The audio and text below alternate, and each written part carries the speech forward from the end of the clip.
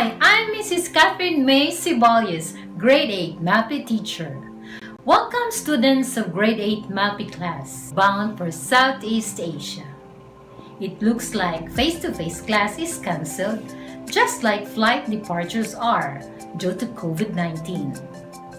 But this pandemic will not hinder us from learning because together we will travel with our imagination and with the use of technology. It's more fun in the Philippines. These words reminds us of our wonderful experience in studying Philippine arts in our grade 7 lessons.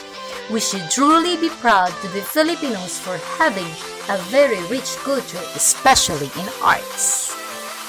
We will now move on to our friendly neighbors in Southeast Asia. Before we formally begin our lesson, let us find out if we know something about Southeast Asian countries. In your notebook, make a list of Southeast Asian countries you want to visit. Arrange it according to your top priorities down to the list and write the reason why you choose to arrange it in that way. Let us now geographically locate the countries you have written on your notebook on the map and use our travel imagination in these foreign countries. Southeast Asian countries have a very rich history of folk arts that affects the life and culture of the people, and is recognized for its legendary aesthetics in traditional woven textiles, which is fabric and fabric design.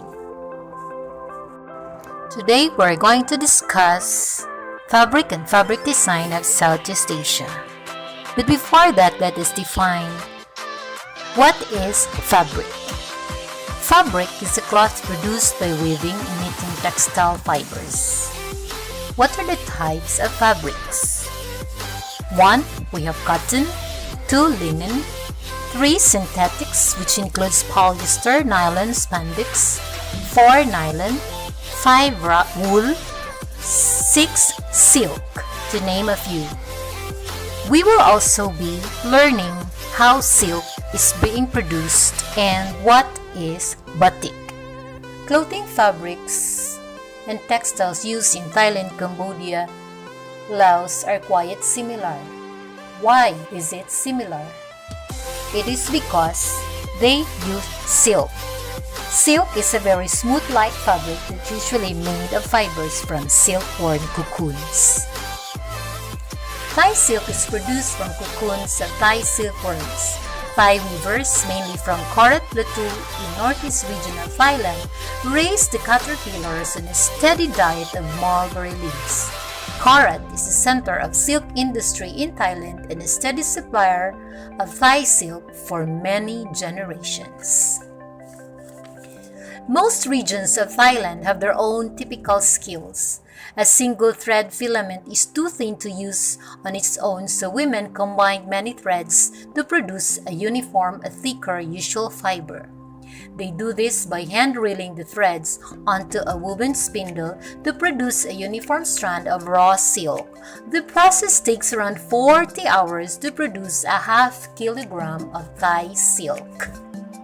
Today, Thai silk making is considered to be one of the finest arts in the world, a product of a unique manufacturing processes bearing unique patterns and colors. Thai textiles are probably best known example of its indigenous handicrafts. Thai textiles often use complicated patterns in various colors and styles. Silk weaving in Cambodia dates as early as the 1st century since textiles were used for trading. Modern textiles have traces of motifs imitating clothing details and ancient stone sculptures. There are 2 types of Cambodian weaving. 1. We have the ikat technique. 2nd is the uneven twill. Ikat technique is produced by creating patterns. The weavers tie and dye portions of weft yarn before weaving begins. Patterns are diverse and vary by region. Common motifs include lattice, stars, and spots. The uneven twill yields single or two-color fabrics which are produced by weaving three threads so that the color of one thread dominates on one the side of the fabric, while the two others determine the colors on the reverse side. Traditionally, Cambodian textiles have employed natural dyes coming from insects' nests, which produces red dye, indigo, blue dye, rowhat bark, yellow and green dye, and ebony bark, the black dye. Cambodian ikats are world-renowned. Ikats vary widely and are often symbols of social status, power, and prestige. The samput, also known as sarong, which is deeply rooted in Cambodia, is their natural garment. The samput hall has three colors, patterns, and are usually animals, geometric, and floral motifs. Cotton textiles also played a significant role in Cambodian culture. Rural women often weave homemade cotton fabric which is used in garments and for household purposes. They also have the krama, the traditional check cards that are worn most universally. The most famous Lao craft is hand-woven textiles made from locally produced cotton and silk. The motifs in Lao textiles include thousand-year-old symbols of tantric diamonds providing protection from evil spirits. The best weavings are usually associated with religious occasions. Lao is famous for its hand-grown, spun-dyed, and hand-woven cotton and silk fabrics made by Lao village women. Silk and cotton making processes, dyeing, and weaving near Vientiane. Intricate and beautiful designs in fabric are produced by Lao village women in a wooden frame loomed operated by both hands and feet. Silk weaving for daily use and for rituals has been an integral part of life and culture in Laos for centuries. Most Lao village women learned the art of weaving and traditional designs from their mothers when they were little girls. Natural silk is produced by silkworms that spin fine filaments into cocoon. Women in Laos traditionally wore the sin, a tube skirt which can identify the woman who wears it in a variety of ways. In particular, it can indicate which region the weaver is from. Lao sins are worn more regularly in daily life. The term sabay is used for women's silk breast wrapper in Laos, while in the coastal Sumatra, it is described shoulder cloth. Sabays can also be used by men in Lao weddings or when attending religious ceremonies. The type of sabay typically worn by Lao men often has checkered patterns. The sabay, also well known as long as a piece of silk about a foot wide, draped diagonally around the chest, cover one shoulder, which its ends drop behind the back. Golden thread silks were born in Vietnam. Many of our Vietnamese fabrics originated from Ha Dong, the center of weaving and sericulture, silkworm production for centuries. Old jacquard looms are still used, weaving patterns containing centuries-old symbols and characters. Jacquard is a highly textured fabric with patterns that are woven rather than printed. There are three kinds of Vietnamese fabrics. One is the Shantung Taffeta. Shantung Taffeta is truly a luxurious silk fabric. It is finely woven in iridescent hue. An iridescent hue means it shows luminous colors that seem to change when seen from different angles. 2. The Bengalan weave, a woven silk and cotton material which became fashionable for women and children to wear in 1880s and 1890s. It offered the impression of a genuine silk but was made with lesser amount of silk rather than cotton. 3. Ebony satin. It is an all-natural lustrous silk, hand-woven in southern Vietnam and naturally dyed using ebony fruit pods. The fabric dates back over a century, but was only recently revitalized by the designer Vo Viet Chung. The fabric most common to Indonesia, Malaysia, and Singapore is the batik. The term batik is an Indonesian Malay word believed to be related to the Malay word titik, which means point, dot, or drop. The drop action refers to the process of dyeing the fabric by making use of a resist technique, covering areas of cloth with a dye-resistant substance, usually a hot wax, to prevent from absorbing colors. This technique has been taught for over 1,000 years. Batik is a method originally used in Java of producing color designs and textiles by dyeing them, having first applied wax to the parts to be left and dyed. In general, there are two categories of batik design. Number 1, we have the geometric motifs, which tends to be earlier designs. Number 2, the freeform designs, which are based on stylized patterns or imitations of a woven texture. Malaysian batik is perhaps the most well-known in the world. Luxurious textiles known as songket, as well as traditional patterns batik fabrics are made. It can be found in the east coast of Malaysia, Kelantan, Terengganu, and Pahang. The most popular motifs are leaves and flowers, but they are also famous for its geometrical designs such as spirals. There are two main types of batiks produced in Kelantan and Terengganu. First, the hand-painted type. The artist uses the kanting, a small copper container, which with one or more different size pipes. Second, block printed type is done by welding together strips of metal to form a block. The metal block is then dipped into molten wax and pressed against the fabric in order to make a pattern.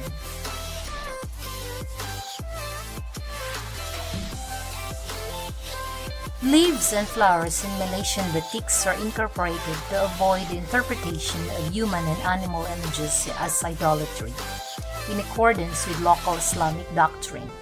This makes their batik look similar of that of Indonesia. However, the Malaysian batik is famous for its geometrical designs or spirals. The method of Malaysian batik making is also different from those of Indonesian Javanese batik. Their patterns are larger and simpler. More brush painting is applied to be able to put lighter and more vibrant colors than deep-colored Japanese batik. In Singapore, the existence and use of batik has been recorded since the 12th century, but has receded in popularity through the years. Singapore flight attendants wear batik uniforms as models of folk culture. They are dressed in the distinctive sarong kebaya in use since 1972. In-flight stewardess wear blue-colored batiks. Leading stewardess wears green-colored sarong kebaya. Chief stewardess wears red sarong kebaya. And in-flight managers wears violet sarong kebaya. Nowadays, batik is featured in as uniform of flight attendants for the official flag carrier of airlines of Singapore, Indonesia, and Malaysia. Our last stop will be Brunei.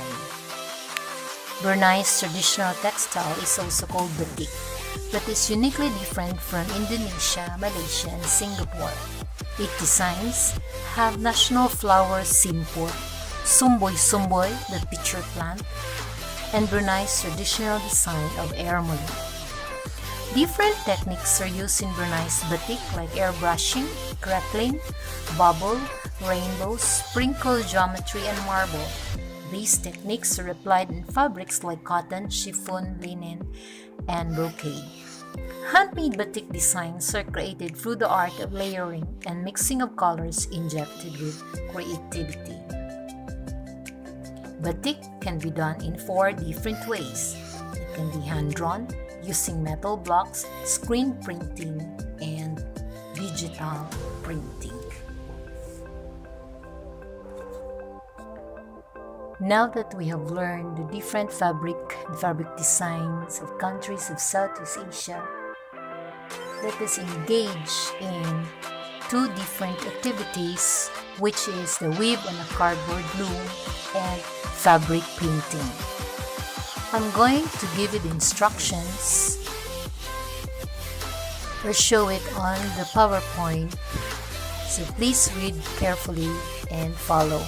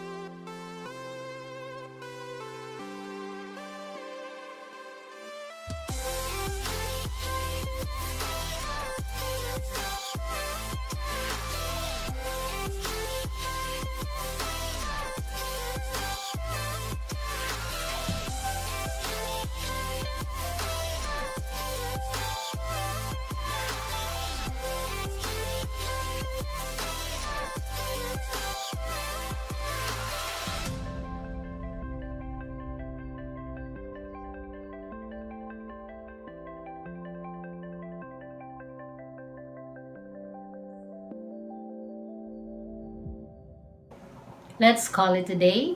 Thank you very much for listening. I hope you learned something from this video lesson. Please don't forget to make your activity and follow instruction that I have given to you. See you again. Goodbye, class.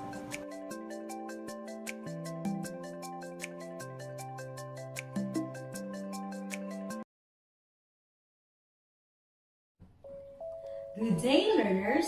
How are you today? I hope and pray that all of you are in good health. This is Teacher Jan, your partner in learning.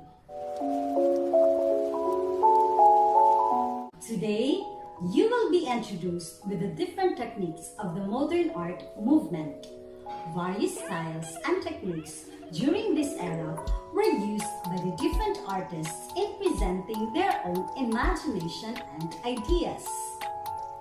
At the end of the lesson, you are expected to create artworks guided by techniques and styles of the various art movement. Example, impasto, encaustic, and etc. Before we will start our lesson, let us have first our pre-assessment. Now get your pencil and your paper. Let us check what you know. In the paper, you are going to draw the representation of the object, idea, person, and event presented. Here is the example. Pilipino, Juan, Manggagawang Pinoy. Are you ready? Let's start! Karunungan.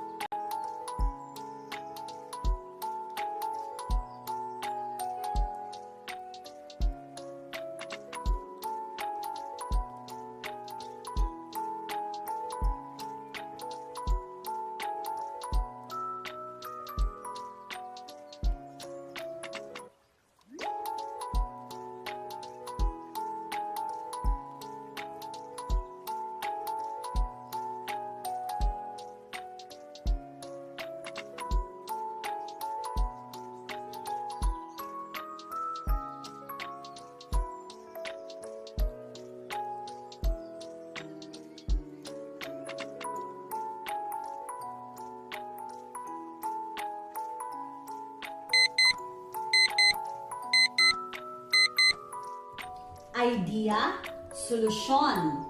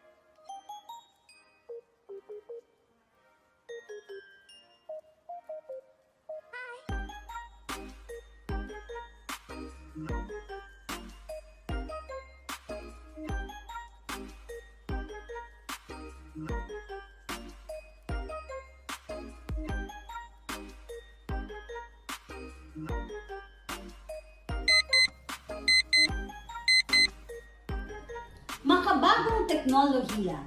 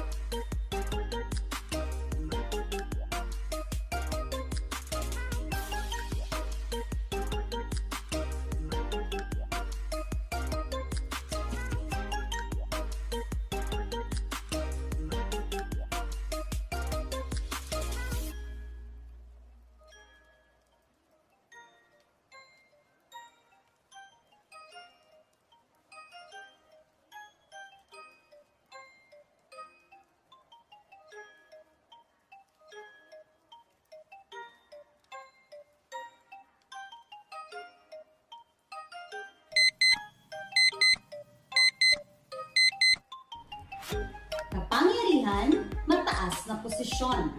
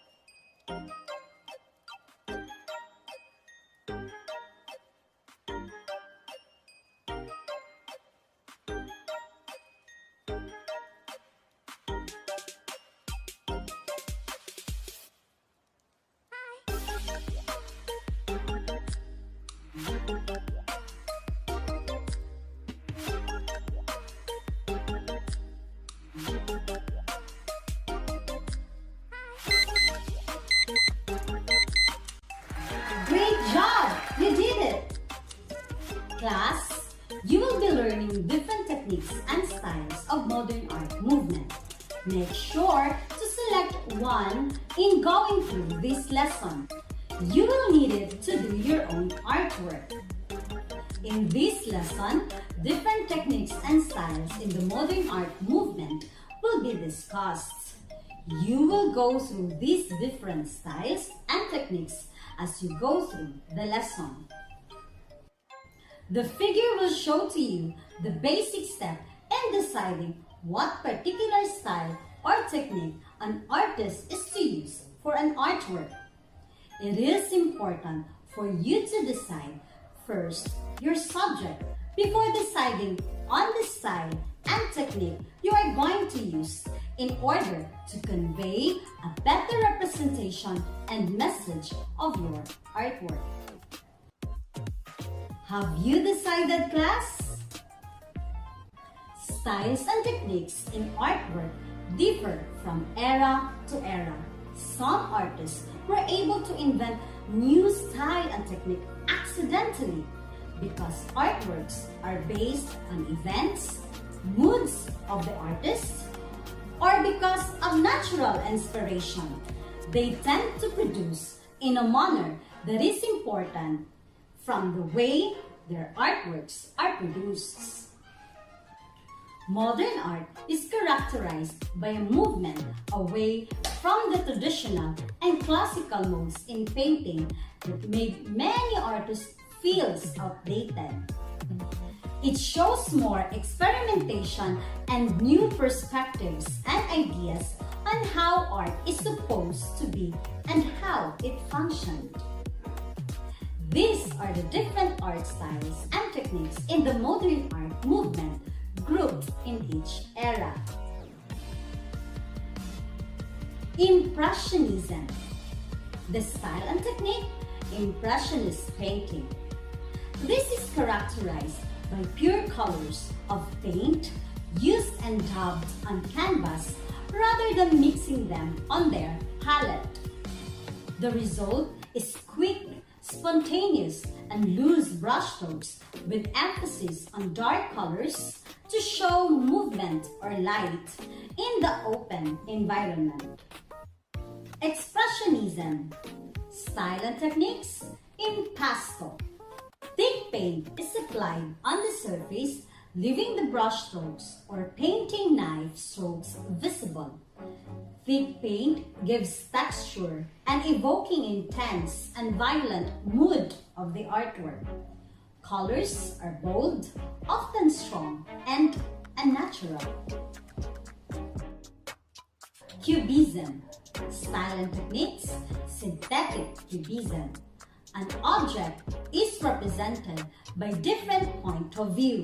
Some artworks are in the form of interconnected planes differentiated by using different bright colors in every plane, collage, and even paper cutouts to form the artwork.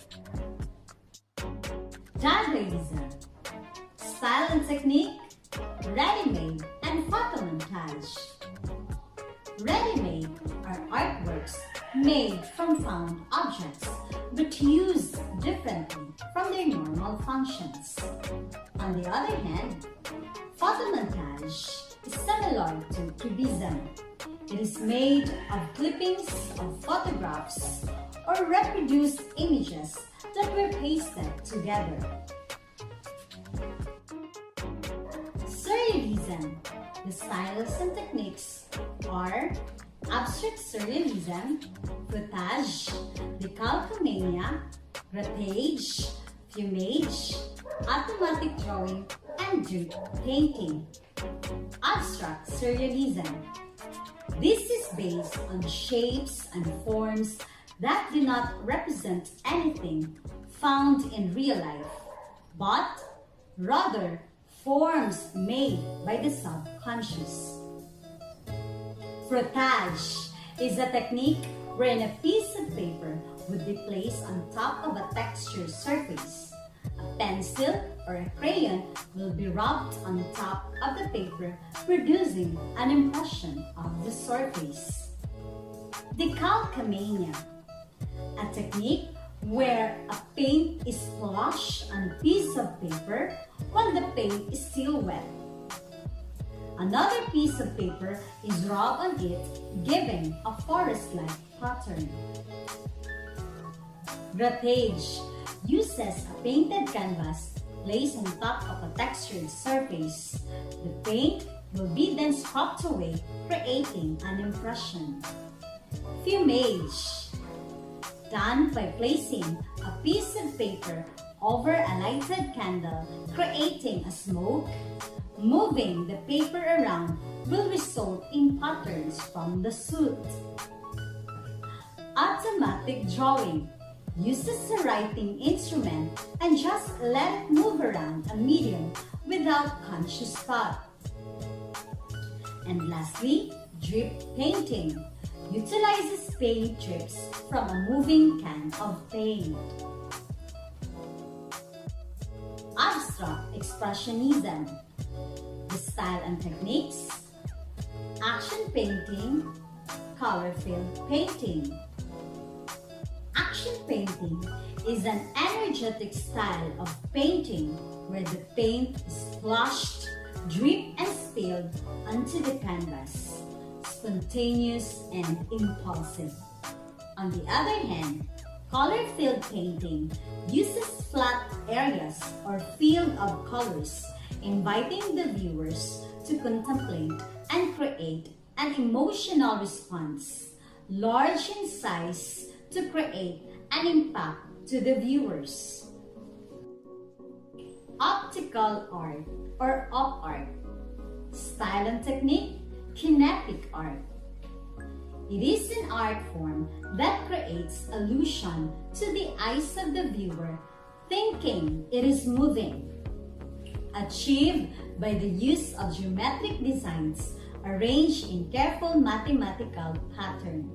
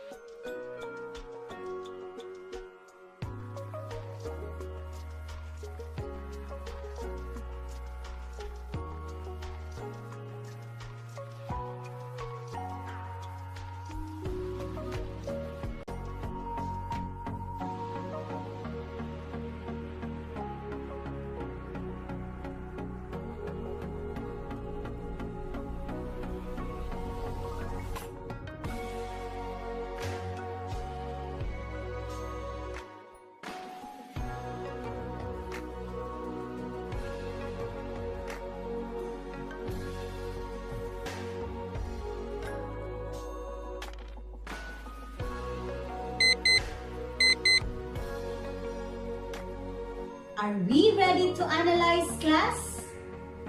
Get your pen and paper and answer the activity. From what you learned earlier, examine the given artwork below.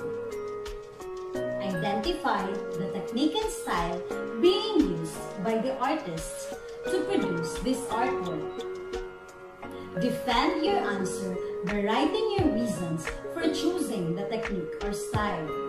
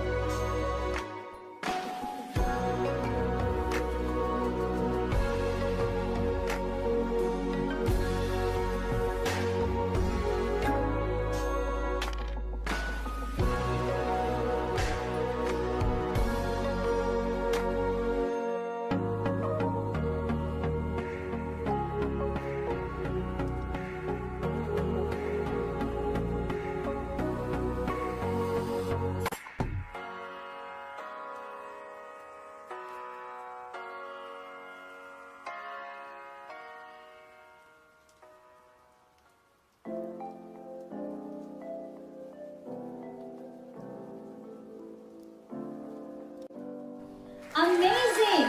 You did it! At this point, let us build your concept.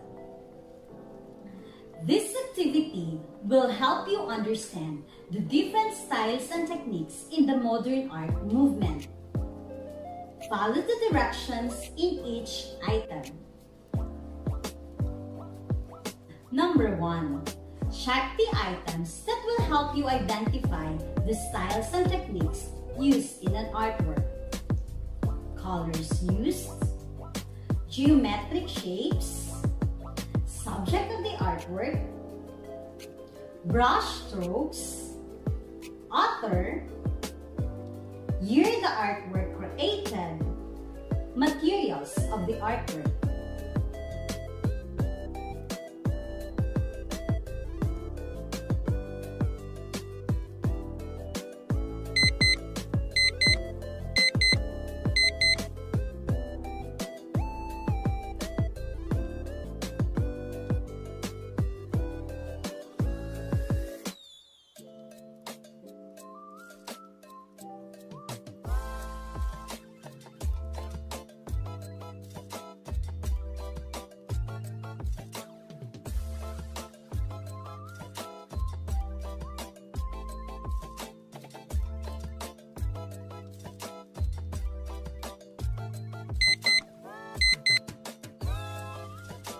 Number 2.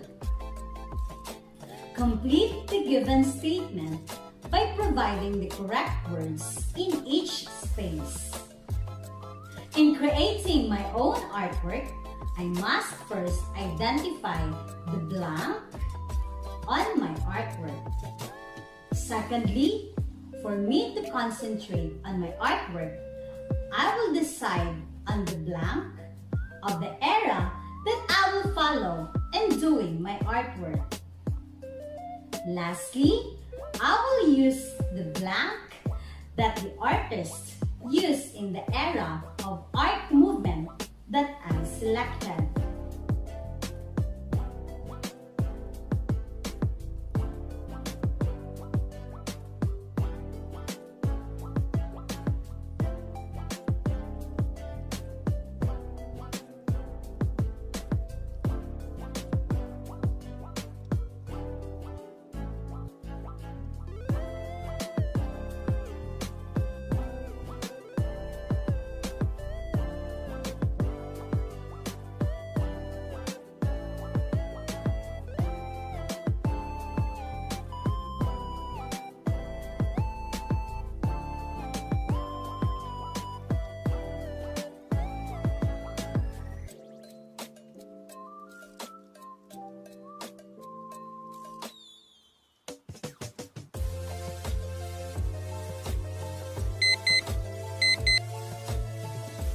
Number 3, among the different art styles and techniques which particular one did you find it easy and the other one that you find it difficult to use in producing an artwork?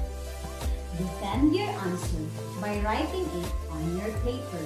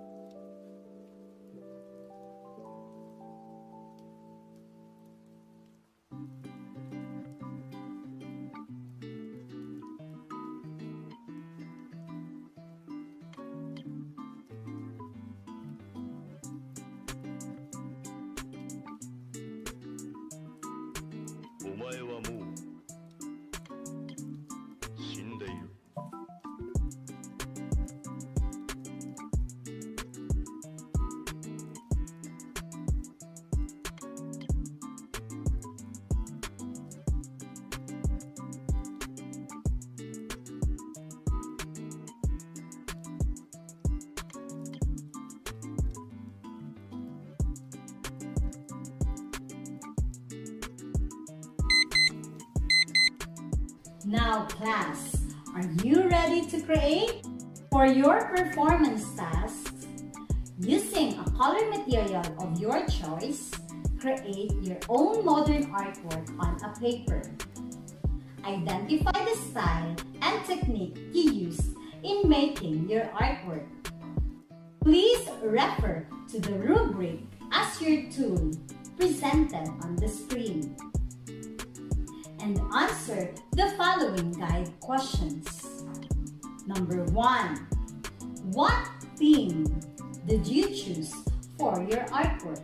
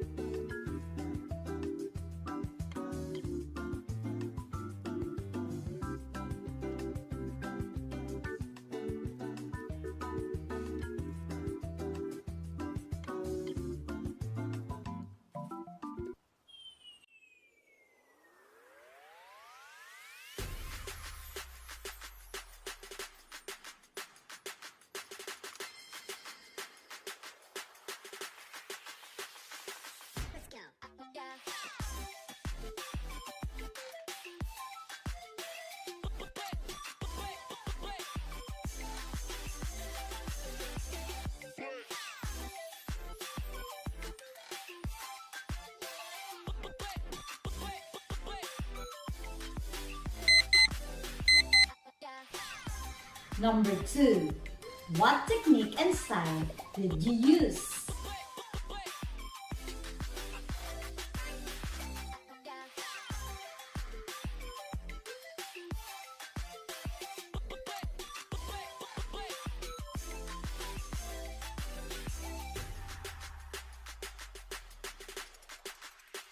Check it out.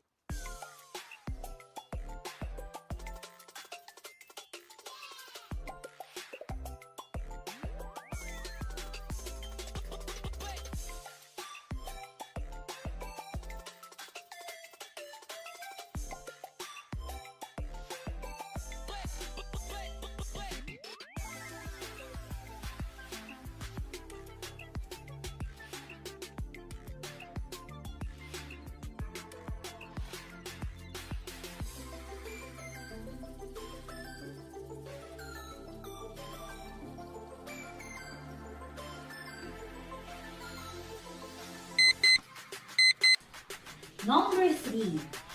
Why did you choose that technique or style to represent the theme of your chosen artwork?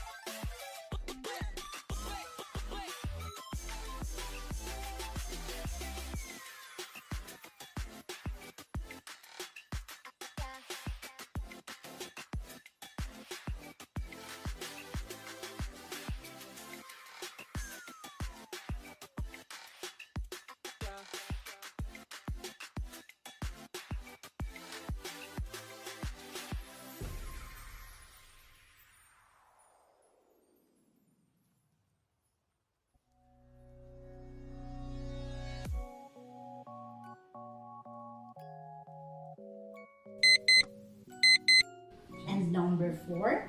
Do you think you were successful in making a visual representation of your chosen theme?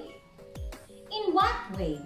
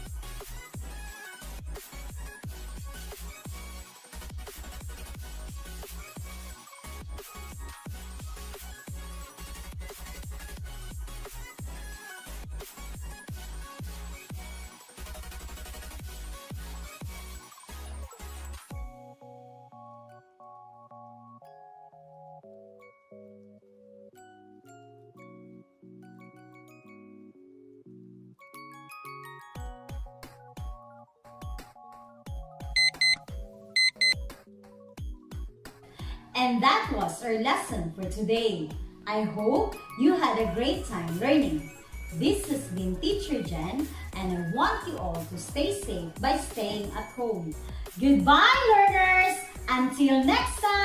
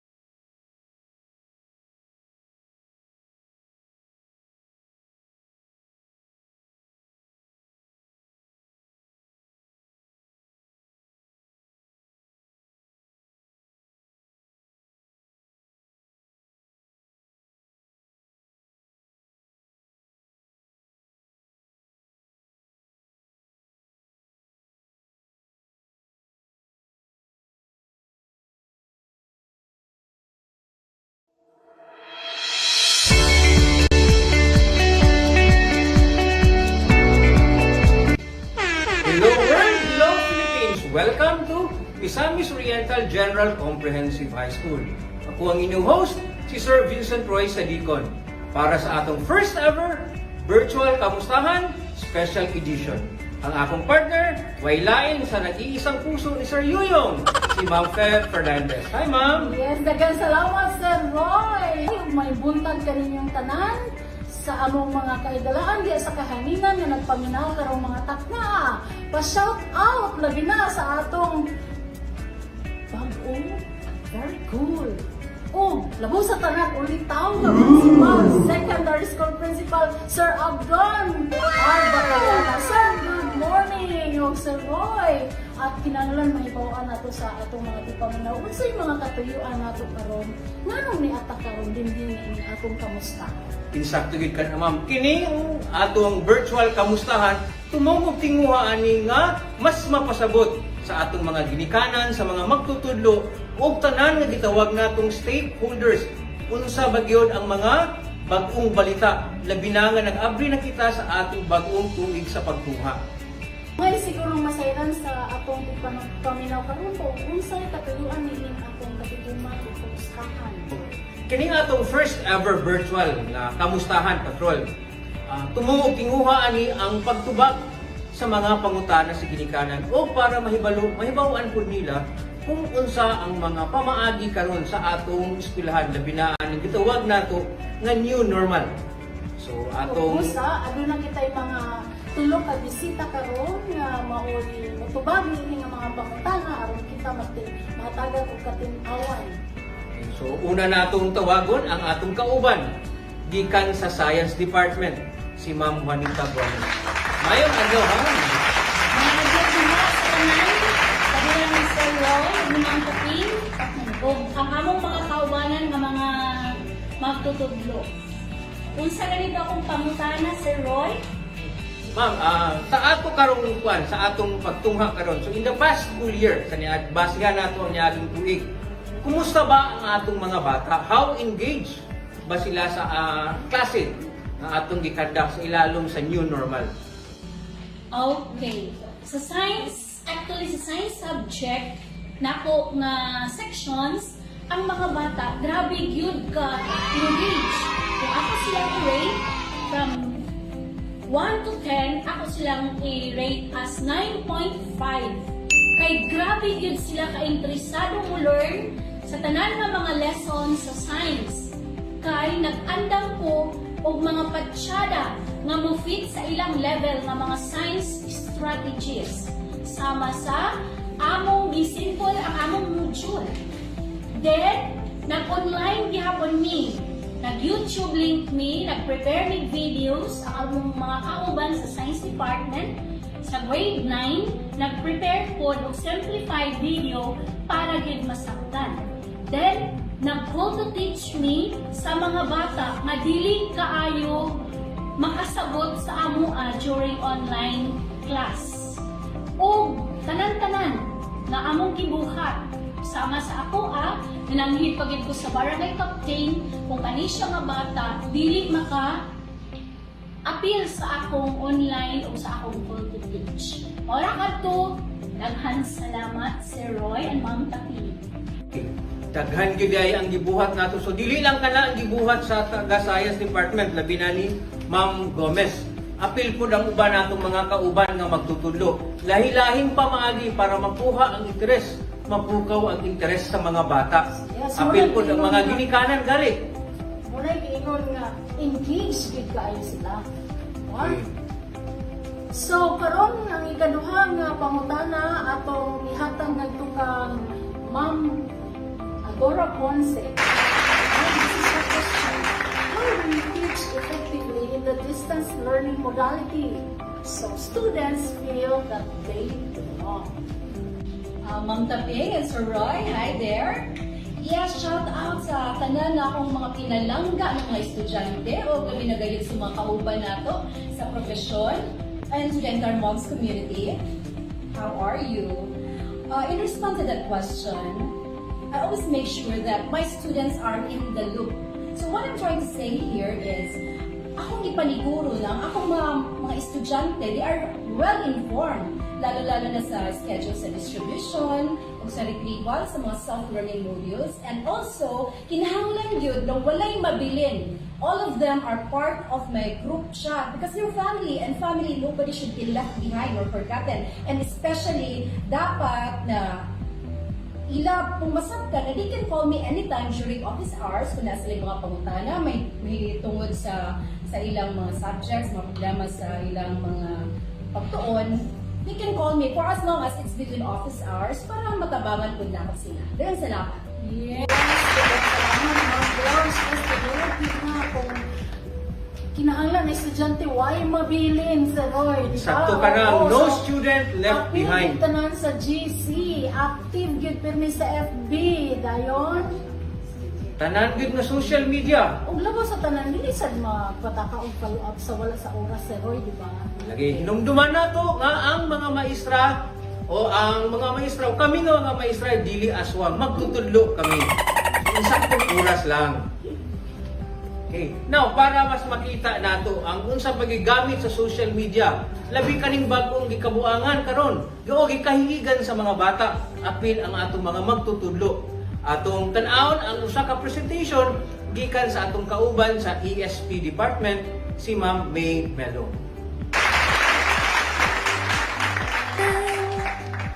Sending big waves into motion, like how a single word can make a heart open. I might only have one match, but I can make an explosion. This is my fight song. Take back my life song. Prove that I'm alright song. My power's turned on. Starting right now, I'll be strong. I'll play my fight song.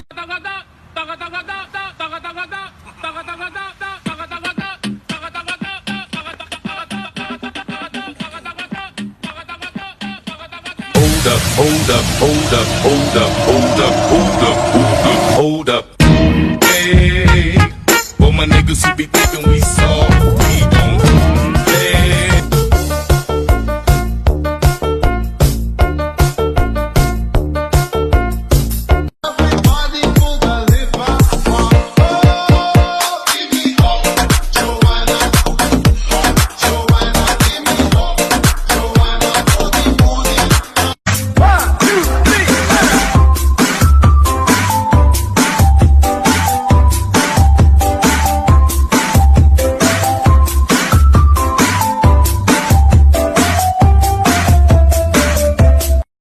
¿Cómo hacer para no quererte? Yeah. Nadie como tú, no hay un sustituto para ese cuerpo tuyo que a mí ya me tiene cucu. En un rato te busco. But I keep it sad, like I'm so skitty, skitty, skitty, skitty, skitty.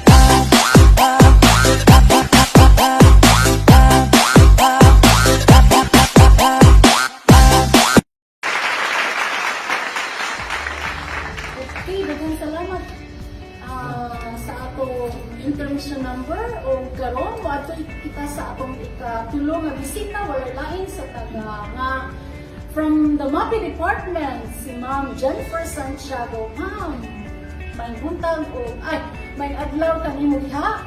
Kumusta ka naman?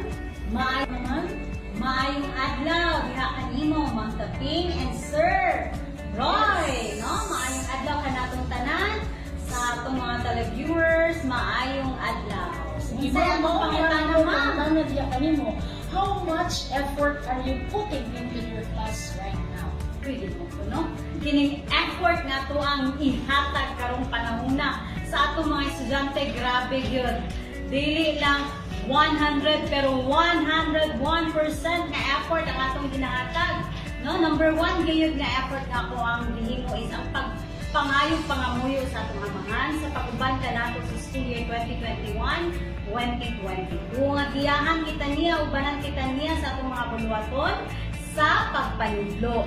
O ang ikaduha, isang akong gi-equip ang akong kaugalingon sa mga knowledge ug skill nga dapat na akong mabalaan aron mahatag nako ang maayo nga mga impormasyon, knowledge no sa atong mga kabatan-unan karon. Labi na sa new normal nato nga mode of learning, delivery learning. O ingon man usab ang paghimo sa mga meetings sa ato ang mga ginikanan ingon man sa ato ang mga estudyante aron ma-prepare nato ang atong mga ginikanan sa mga impormasyon na kailangan nila mahibal-an. Labi na ang schedule sa pagkuha sa module o ang schedule sa pagbalik sa module. O ang mga GC nga atong i-create dili lang para sa mga kabatanunan nga atong mga estudyante, uban sab ang GC sa atong mga ginikanan o GC sa atong mga subject teachers nga nag-handle sa ato ang section para naay harmonious nga relationship. Kay karong panahon na ang atong pagpangandam dili lang dapat ang mga maestra ang mangandam, kundi apilang estudyante, apilang ginikanan o ang tibuok nga tao nga involved sa ato ang pagmatuto sa estudyante. Kana lang ug daghang salamat kay Sir Roy.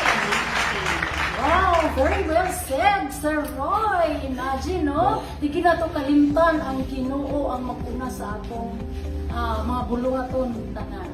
Saktuin ka na ma'am, GC dani, GC dadto. O bago pa lang gani, nahuman ang mga maestra sa pag-attend sa VENCET 2.0. 5 kani kaadlaw nga webinar, online webinar. Sigurado ko nga nakakuha na sila sa ilang certificate of participation. Wala ko gid ko Sir Roy. Pinahangyan ka na, okay? Para mahibawaan nato kung unsa ang mga bagong estratehiya. Yes. Karon ang atong kaupat ug katapusang kauban mo ay maeksplikar bahin sa bag-ong estratehiya nga gigamit sa atong eskwelahan. Kani ang gitawag nato nga online class. Tawagon nato si Ma'am Maylene Ipino para mas maeksplikar kani og tarong. Kumusta, Sir Roy Amanfe? Mogchs is one of the 3 secondary schools of the Division of Misamis Oriental who have pilot online classes in the grade 9 level. DepEd Misamis Oriental gave 37 units of Samsung tablets to be issued or lent for learners to be used for online classes. As of today, there are 35 learners enrolled in the online classes. Each parent learner underwent a screening to determine if they qualify for the online class. This is based on the survey they conducted last July to determine on what learning modality they want for school year 2021-2022. The class will be assisted by the school's ICT coordinator in case teachers and students will encounter difficulties along the way. In short, we are ready for school year 2021-2022.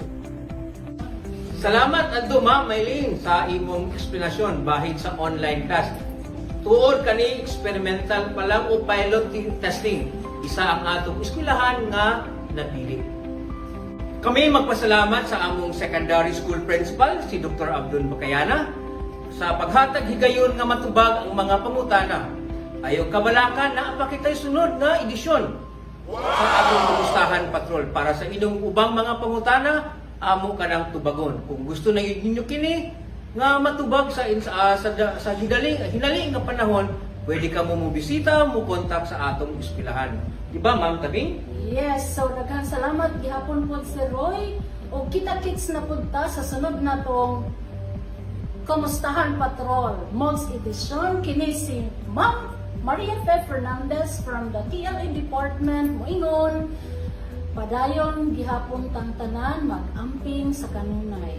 Mga ginikanan ayaw pawala sa paglaom, kinahanglan ang atong mga estudyante atong yung paluapon dili nato pasagdan nga magdulaay sa ML. Di ba, Sir Roy? O kana, Ma'am. Ako, subling pasalamat sa inyo si Sir Vincent Roy Sadicon sa AP Department. Magsulti sa inyo, update, o ayaw kabalaka na kami permi sa inyo magsuporta. Daghang salamat. Bye!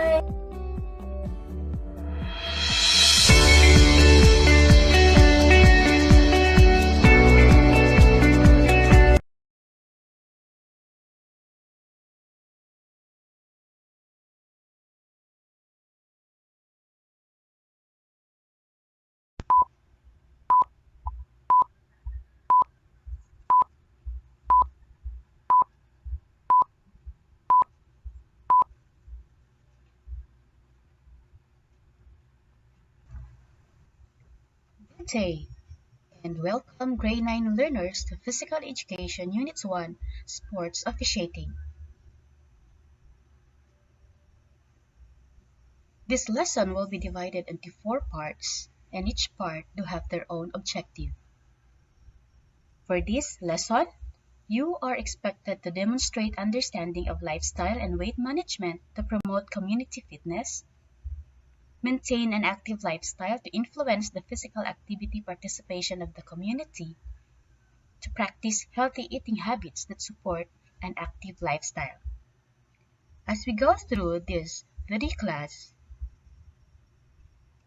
most important learning will be to undertake physical fitness assessment.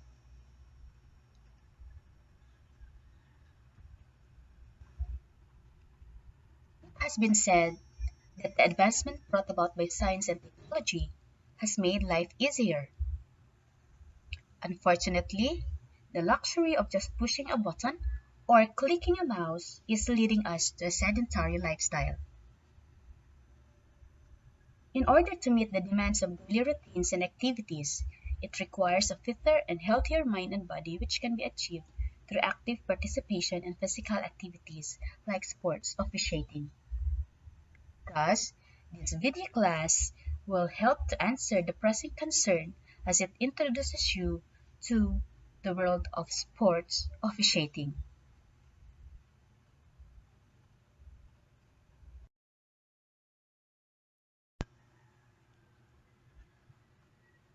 Before you will be allowed to participate in the activities prepared for this lesson, you will be asked to answer the PARQ or the Physical Activity Readiness Questionnaire, which will help you assess your readiness for participating in physical activities.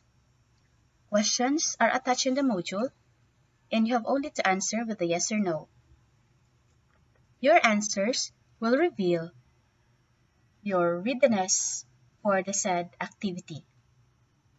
If you answered yes to any of these questions, you need to talk with your doctor before you start engaging in physical activity.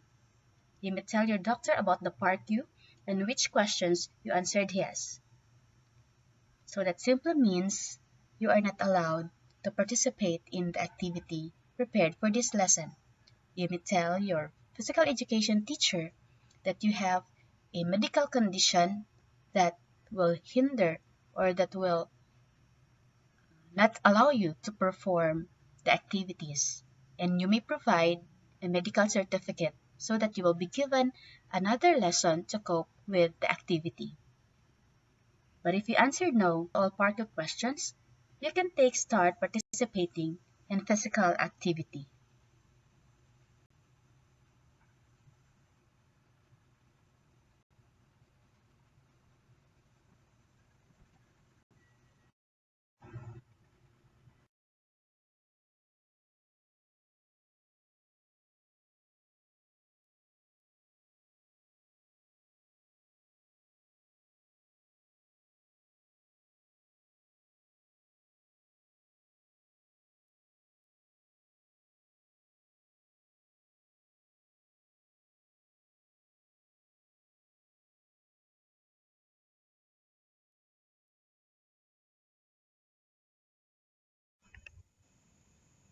There are many ways to find your pulse rate. In your wrist, inside of your elbow, side of your neck, top of the foot, and to get the most accurate reading, put your finger over your pulse and count the number of beats in 60 seconds. You can use your index finger and the pointer to get your pulse rate and not your thumb, because thumb has its own beats.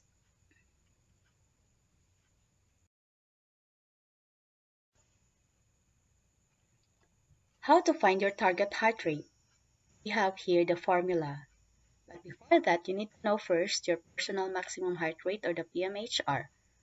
So this is the average maximum number of times your heart should beat per minute during exercise. It is the upper limit of what your cardiovascular system can handle during physical activity.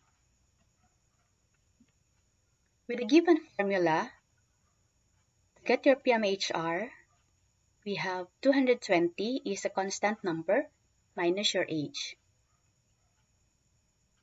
To know if the exercise you're performing or the activity that you're performing is in moderate intensity, it should range from 40 to 55% only. So how to know that the exercise you're performing is at 40% intensity? So the formula is PMHR multiplied by 0.4, and that would be your beats per minute at 40%. At 55%, multiply your PMHR by 0.55, and that would be your heart rate at 55% intensity.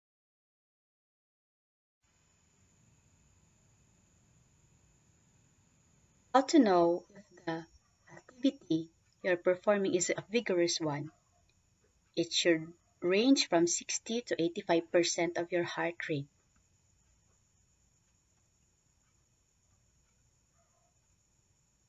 At 60% intensity, you multiply your PMHR by 0.6, and at 85%, you multiply by your PMHR by 0.85.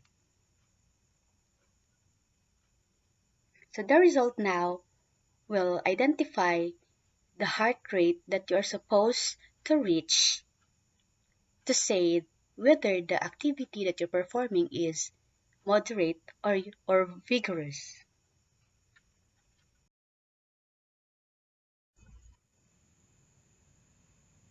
Why is knowing your target heart rate important? Because for us to know the most benefit or the benefit of your exercise routine, your heart rate must increase a certain amount. Your target heart rate ranges provide a good guideline to gauge your exercise goals.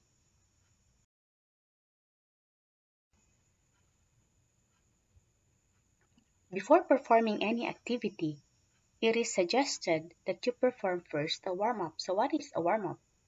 It is a session which takes place prior to doing physical activity, and usually a warm-up will consist of light cardiovascular exercises combined with what happens in a warm-up. Most warm-up sessions will include a combination of cardiovascular exercises, stretching, and strength drills. The cardiovascular exercises are designed to increase circulation, increase body temperature, and bring the heart rate up, while stretching warms the muscles and prepare them for the movements they will be required to carry out during the activity. Explosive strength exercises, which may include sprint drills or jumps, gently increase the level of intensity and prepare the body for sudden movements in the game, which will follow. These exercises should only be done once the muscles are warm, and this will prevent. What are the effects of warm-up? Warm-up should gently prepare the body for exercises by gradually increasing the heart rate and circulation. This will loosen the joints and increase blood flow to the muscles. Stretching the muscles prepares them for physical activity and prevents injuries.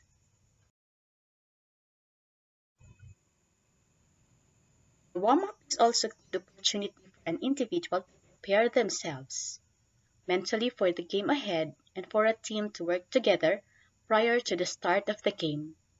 Warm-ups can also be used to practice skills in team drills.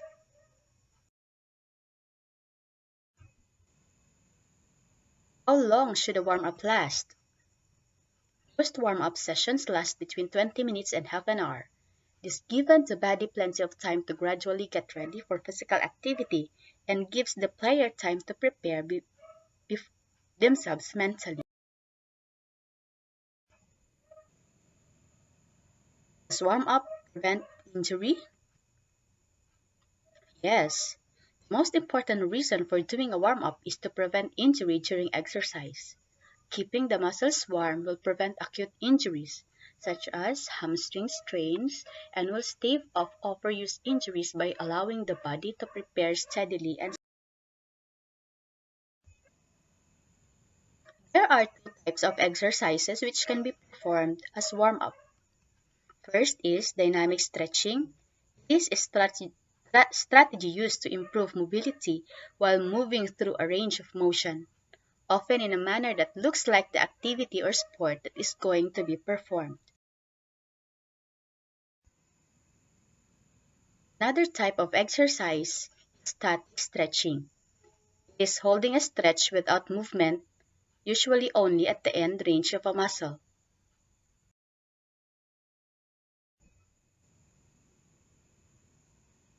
Let's now identify the difference between dynamic stretching and static stretching. Dynamic stretching is performed before exercises, while static stretching is performed after exercise. Dynamic stretching mimics sports-related movements, while static stretching improves flexibility. Dynamic stretching increases joint range of motion, while static stretching improves breathing. Dynamic stretching gets you mentally prepared, while static stretching corrects muscle imbalances. And lastly, dynamic stretching is used for warm-up, while static stretching is used for cool-down.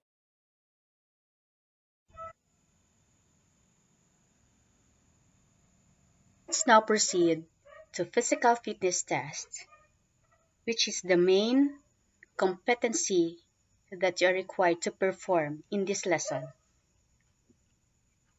You are already aware that the physical fitness test is performed before the start of the class, and this is to identify the level of your fitness in a specific component.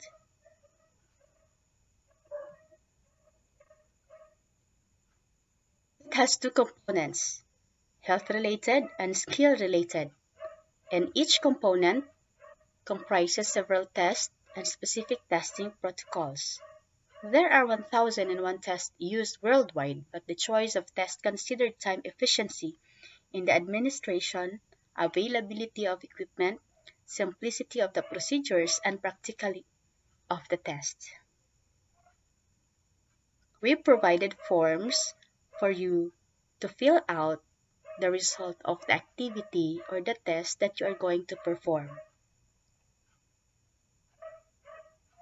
This is just a review of the components that you need to perform.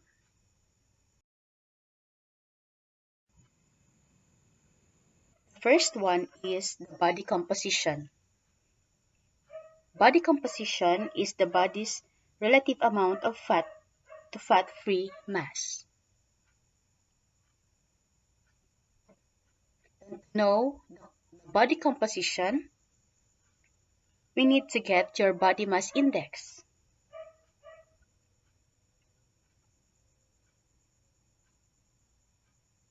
What are the data that we need in getting your body mass index? First is your weight. So weight is the heaviness or lightness of a person.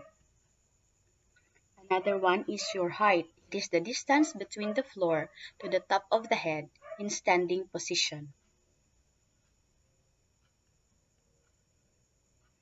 Under body composition is your waist circumference.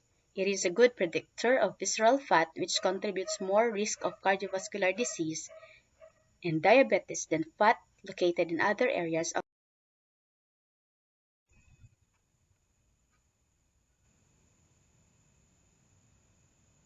Another component of fitness is the strength. So strength refers to the muscle's ability to generate force against physical object. In the fitness world, this typically refers to how much weight you can lift or different strength training exercises. So these are the activities to measure strength. First, the 90-degree push-up. That is to measure your strength of upper extremities. So in this activity, you are going to record the number of push-ups made.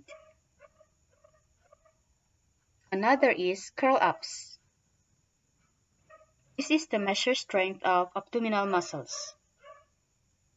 You also need to record the number of curl-ups made. Another component of fitness is flexibility. So flexibility refers to the ability of the joints to move through a full range of motion. We have the following tests to measure flexibility. First, the sit and reach. It is a test of flexibility for the lower extremities, particularly the hamstring.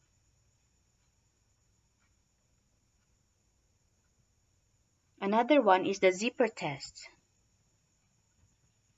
It is a test of upper arm and shoulder girdle flexibility intended to parallel the strength or endurance assessment of the region.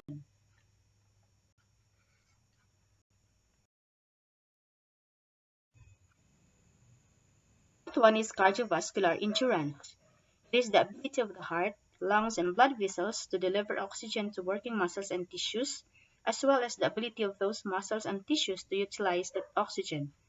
Endurance may also refer to the ability of the muscle to do repeated work without fatigue.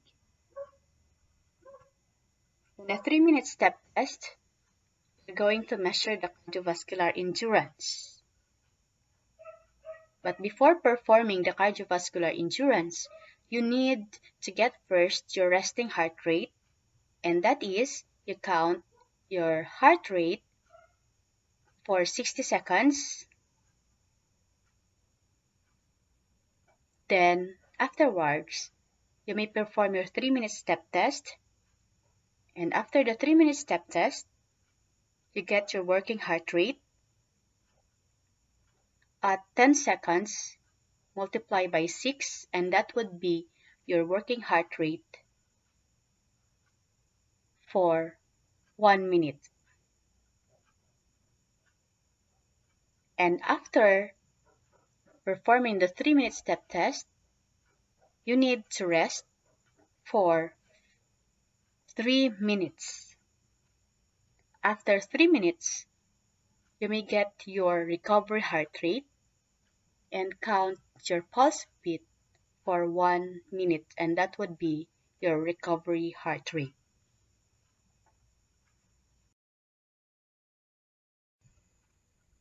Forms, activity, and performance tasks are attached in the module. If you have any question, you may ask your subject teacher in PE, and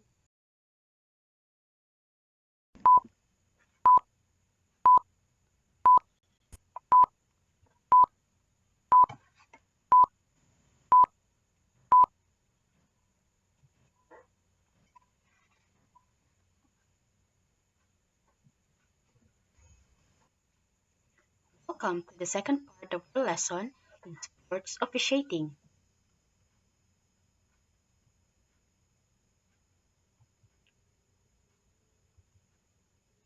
In this topic, you're expected to perform appropriate first aid for injuries and emergency situations in physical activity in sports settings. This lesson focuses on common injury encountered by an officiating official and its first aid. Let's define first what is sports officiating. Sports officiating is the system of managing sports, specifically on implementing the game rules and keeping order in the duration of the game. Hence, as an officiating official, you're expected to be ready for whatever injuries that you may encounter. And one thing that you need to prepare is knowing how to give a proper first aid to a person.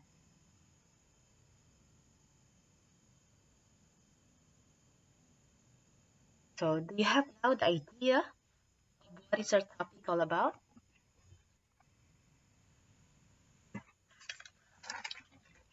Get ready and be excited to learn. Let's now take a look at common injuries encountered by an officiating official and its first aid.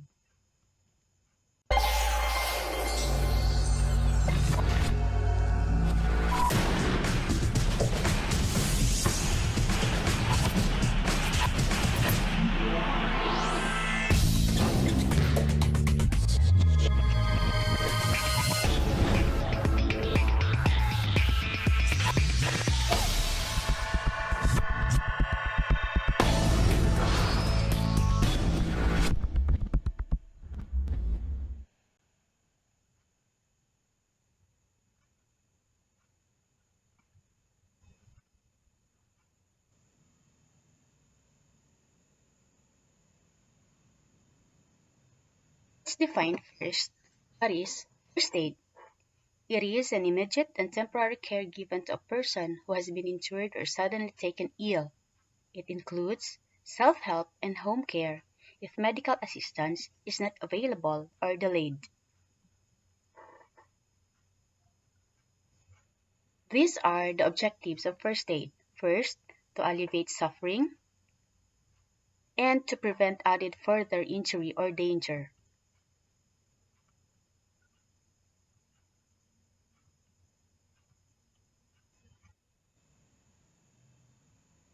Common injuries encountered by officiating officials and athletes.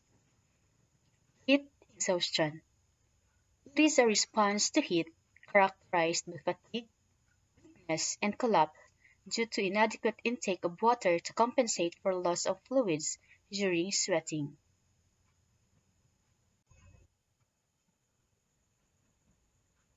Sprains.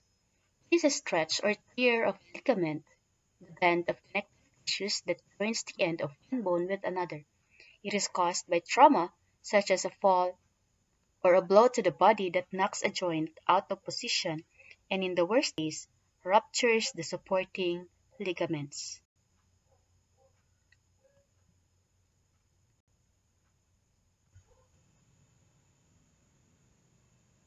Strain.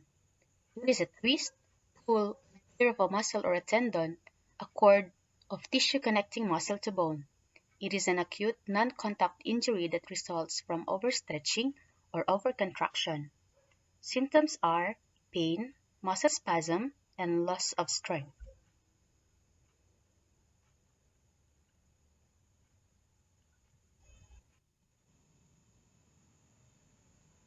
Knee injuries can result from a blow or twist to the knee, from improper landing after a jump, or from running too hard, too much, or without proper warm-up.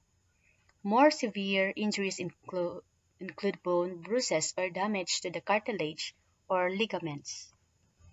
Fractures. It is a break in the bone that can occur from either a quick one-time injury to the bone or from repeated stress to the bone over time. The most common symptom is pain at the site that worsens with weight-bearing activities. Dislocations. If two bones that come together to form a joint become separated, it is dislocation. It can be a result from excessive stretching or falling. It is an emergency situation that requires medical treatments. Kasabay ng pagtaas ng temperatura sa summer Let's season, now take a look tumataas at rin ang first bilang stage ng mga of taong nakararanas heat ng heat exhaustion. stroke. Isa itong karamdaman kung saan tumataas ang temperatura ng katawan ng mahigit 40.6 degrees Celsius. Ito ay nangangailangan ng agarang atensyon dahil ito ay nakamamatay o maaaring maging sanhi ng damage sa utak at iba pang internal organs. Ang mahabang pagkakababad sa matinding init at labis na aktibidad ay maaaring maging sanhi ng heat cramps at heat exhaustion na maaaring magresulta sa heat stroke. Mas malaki ang tsansa na makaranas ng heat stroke ang mga batang 2 taong gulang pababa, mga diabetic, may sakit sa puso at ang matatanda. Kaya ngayong summer season, mahalagang malaman natin kung papaano ito may iwasan at ano ang mga maaaring gawin sakaling ito ay mangyari sa atin o isa sa ating mahal sa buhay. Ang heat stroke ay isang kondisyon na pwede makuha dahil sa prolonged na pag-stay mo sa isang lugar na sobrang taas ng temperature. Ang manifestation niya, pwede kang magkaroon ng sakit ng ulo, pwede magkaroon ng pagkahilo, pwede rin magkaroon ng manifestation na para ka nagkakaroon ng totoong stroke ng pagkahina ng katawan. At pag tumagal ka sa ganung kondisyon, pwede itong magkaroon ng sanhi ng pagkamatay. Pwede kaiba ng heat stroke at heat exhaustion. Ang heat stroke, mas matagal ang recovery at mas malala ang manifestation. Usually, it will take weeks to months bago ka makarecover sa isang heat stroke. Ang heat exhaustion ay isang kondisyon kung saan ang ating katawan ay nakararanas ng overheating, bunga ng pagkabilad sa matinding sikat ng araw, na kung hindi mabibigyan ng kaukulang lunas ay maaaring mauwi sa heat stroke. Kadalasan itong nangyayari sa mga taong nagtatrabaho sa outdoor, lalo na kapag summer season. Sakaling kayo ay maging bystander sa isang nakararanas ng heat exhaustion, ito ang mga kailangang gawin para kayo ay makatulong.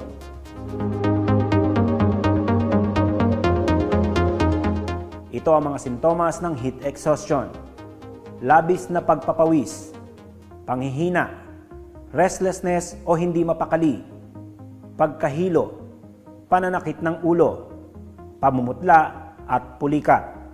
Unang hakbang na dapat gawin ay dalhin sa isang malilim at mahangin na lugar ang pasyente. Kung ito ay may malay, maaaring painumin ng tubig o oral rehydration solution. Kung walang malay ay ihiga ang pasyente. I-check ang ABC o airway, breathing at circulation. Kung maayos ang paghinga at sirkulasyon ng pasyente, ay i-elevate ang mga paa nito. Dapat ding siguraduhin na nahahanginan ng pasyente, kaya mas maiging kung ito ay papaypayan. Maaari ring maglagay ng cold compress sa kilikili, sa leeg, at sa singit ng pasyente.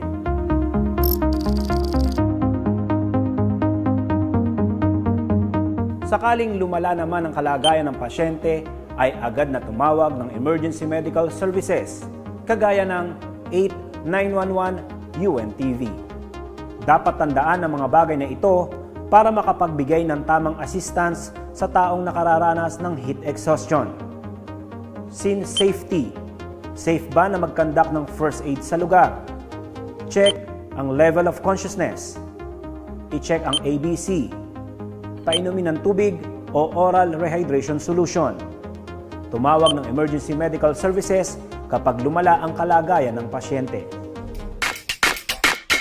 To learn more about first aid, emergency preparedness, and disaster awareness, don't forget to click the subscribe button.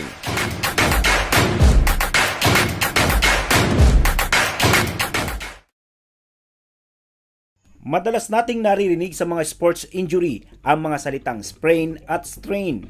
Ano nga ba ang ibig sabihin ng mga injury na ito? Ano ang karaniwang bahagi ng katawan na naaapektuhan o na-sprain? A. Ankle o bukong-bukong. B. Calf o binti. C.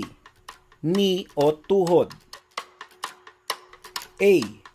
Ankle o bukong-bukong. Ang sprain ay isang injury na involve ang ligament. Ito ang tissue na nagko-connect sa dalawang buto. Maaaring ang ligament ay na-twist o na-stretch ng husto na nagdudulot ng pamamaga. Madalas itong nangyayari sa ankle o bukong-bukong. Ang muscle strain ay kondisyon na kung saan yung ating mga muscles ay masyadong na-overstretch. No?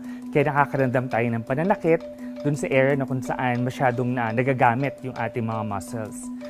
Importante na para ma-prevent natin yung strain, nag-stretching bago gumawa ng matinding physical activity. Yung mga strain po yung ating mga long muscles, pwede po sa braso o kaya pwede rin sa paa. Kung kayo o isa sa inyong mga kamag-anak ay nadapa, nadulas, o kaya ay nalaglag sa medyo elevated na lugar sa inyong mga tahanan, kung nailalakad at naigagalaw pa rin naman ang inyong paa, o kaya naman ay binti at wala namang sign of fracture, maaaring na-strain o na-sprain ang inyong muscles at ligaments. Huwag magpanik at sundin lamang ang aming mga ituturong steps para alam nyo ang gagawin.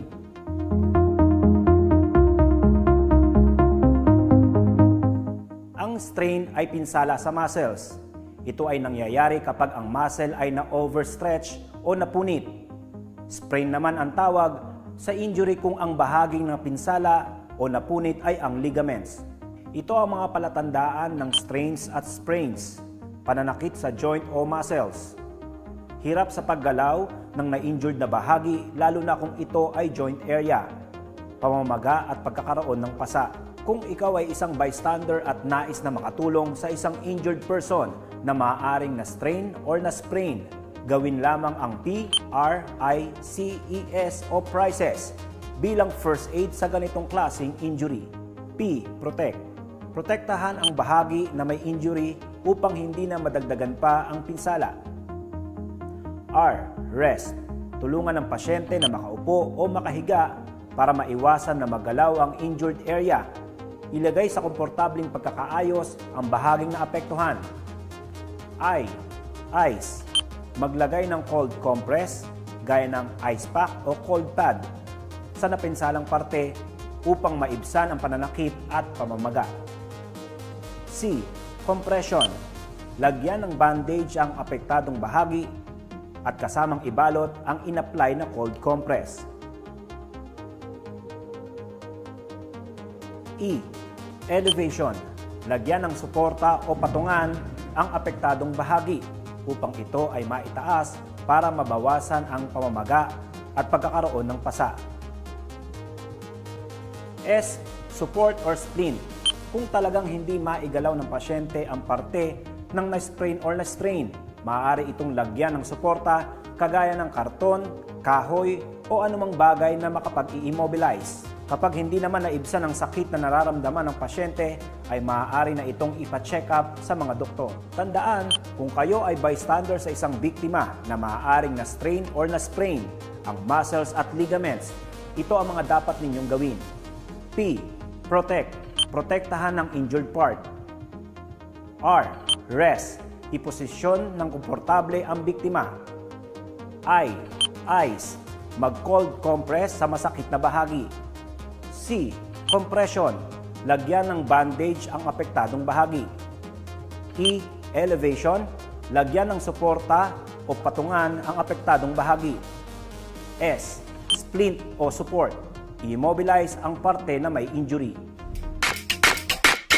To learn more about first aid, emergency preparedness, and disaster awareness, don't forget to click the subscribe button.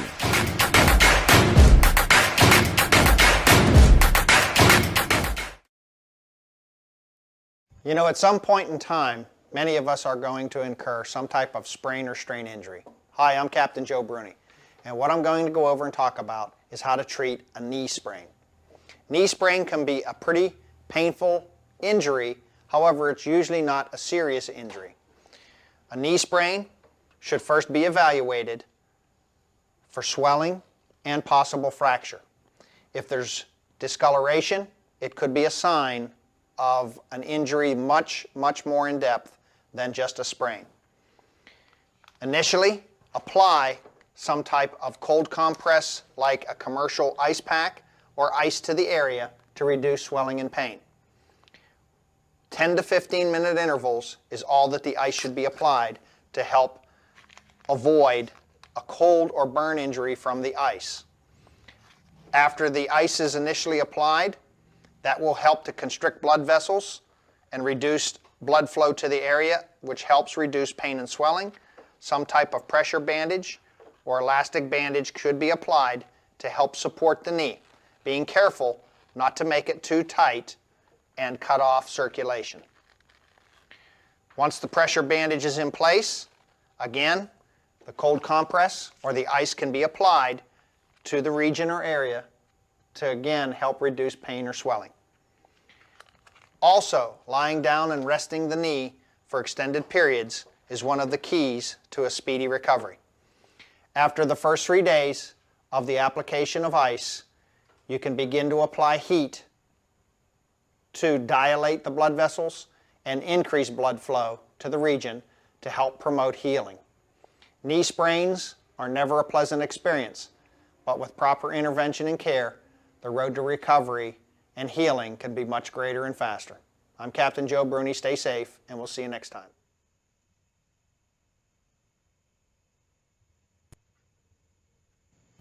Kung kayo ay bystander sa isang aksidente, kagaya ng vehicular accident, at ang biktima ay sugatan at maaaring nabalian, narito ang inyong maaaring maitulong. Tumawag agad ng Emergency Medical Services, kagaya ng 911 UNTV. Ibigay ang mga impormasyong kailangan ng emergency dispatcher, kagaya ng eksaktong lugar, uri ng insidente, ilan ang involved at pinsala ng biktima, kung may first aid na nailapat na at kung ano ang equipment na ginamit. Kung nakahanda kayong tumulong directly sa biktima, ito ang mga dapat ninyong gawin.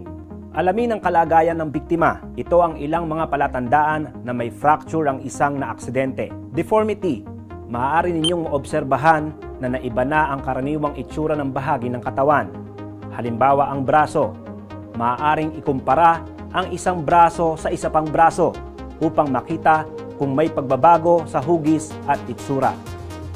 Swelling at bruising. Maaaring mayroon ding pamamaga at pasa sa suspected fracture site. Extreme pain. Hirap na igalaw ng biktima ang suspected fracture area dahil sa matinding sakit. Wound. Maaaring may sugat at lumabas na sa balat ang nabaling buto. Ito ang tinatawag na open fracture. Kausapin ang biktima. Mahalagang maipaunawa sa kanya na hindi mo na siya dapat gumalaw hanggat hindi dumarating ang emergency medical services.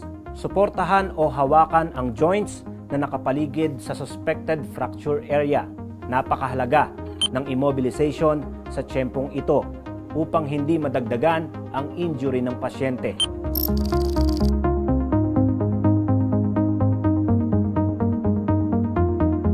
Kung ang fracture area ay sa braso, lagyan ng splint o kahit na anong tuwid at matigas na bagay na susuporta sa braso.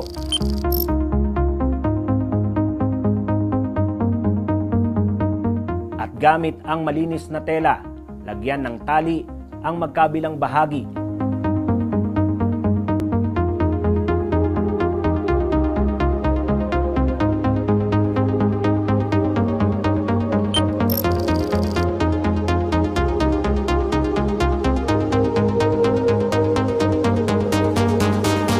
At pagkatapos ay lagyan ng sling at swat upang ito ay ma-immobilize.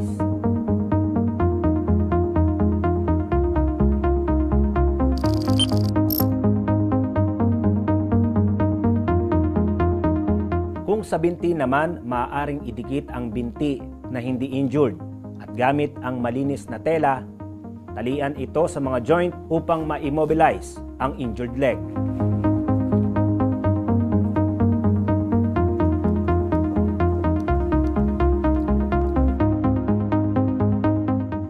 Kung halimbawa ang injury ay nasa lower leg, ang joint sa tuhod at joint sa ankle ang paglalagyan ng tali. Ito ang tinatawag na anatomical splint. Tandaan na gawin ang pagbuhol sa uninjured leg at huwag kung saan may fracture.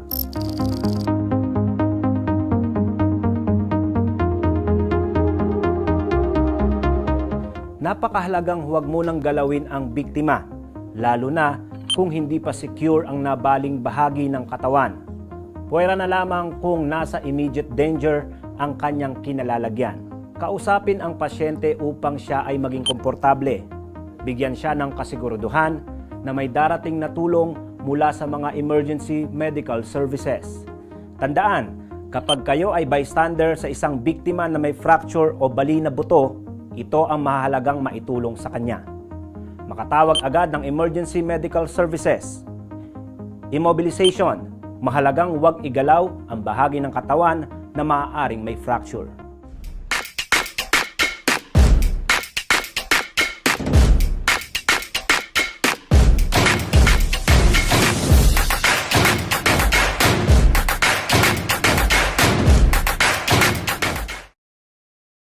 Ang shoulder dislocation ay uri ng injury na maaaring makuha mula sa isang motorcycle accident, pagkahulog sa mataas na lugar kung saan tumama ang balikat sa sahig, at maaari rin sa mga contact sports tulad ng basketball.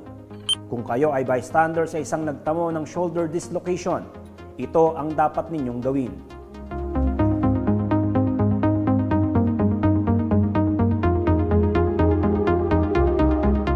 Bago gumawa ng ibang bagay, tiyakin muna kung ligtas ang paligid. I-assess ang kamalayan ng biktima o level of consciousness nito. Mama, ano pong pangalan mo? Tumawag ng emergency medical services kagaya ng 8911 UNTV. I-check ang airway, breathing, circulation at kung mayroong bleeding. Nakakahinga naman po ng maayos, ha? Sunod na i-check ang PMS o pulse, motor,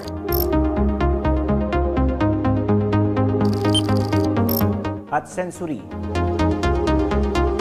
at capillary refill. Check ko lang po yung pulse niyo. Okay po. Pakigalaw po, nagkagalaw niyo po ba ito? Ito po, nararamdaman niyo? Sige po. Okay po, salamat po.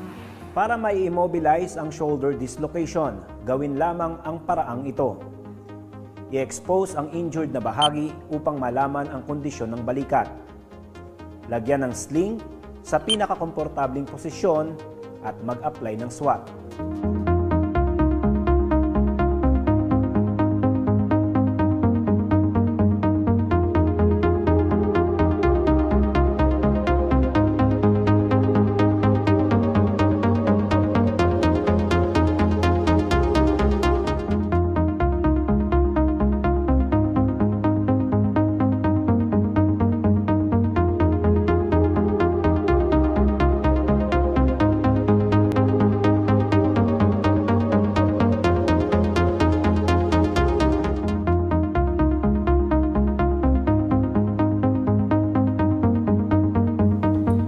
Pagkatapos ng paglalagay ng sling at SWAT, ay muling i-check ang PMS at cap refill upang masiguradong hindi ito naapektuhan dahil sa pagtatali.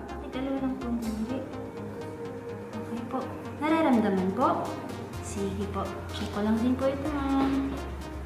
Okay po, salamat po.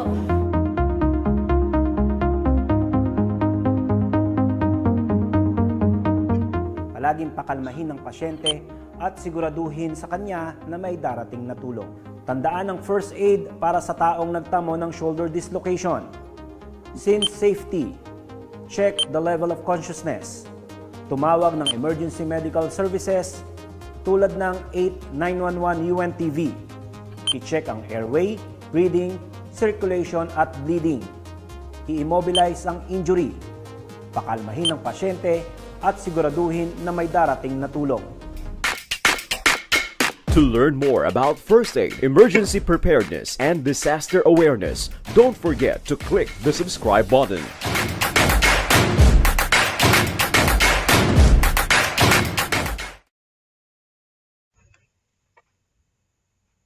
Have you learned something from our lesson and from the videos? Yes, so hope so. So you have seen the different injuries encountered by officiating officials in its first aid. And as an assessment, we have the activities prepared for you. The first one is you are going to enumerate the ways on how to give first aid to the following injuries. So steps were given in each injury. Another one is an application in which you are going to choose one injury and perform the first aid needed, and you need to video your activity. And we have also the processing questions that you need to answer. You're going to list at least 3 factors that can cause injuries, explain why they can lead to injury, and how important is knowledge and skills in applying appropriate first aid techniques to an injured officiating official or athlete. The assessment activity is attached in your module. God bless us all, and good luck.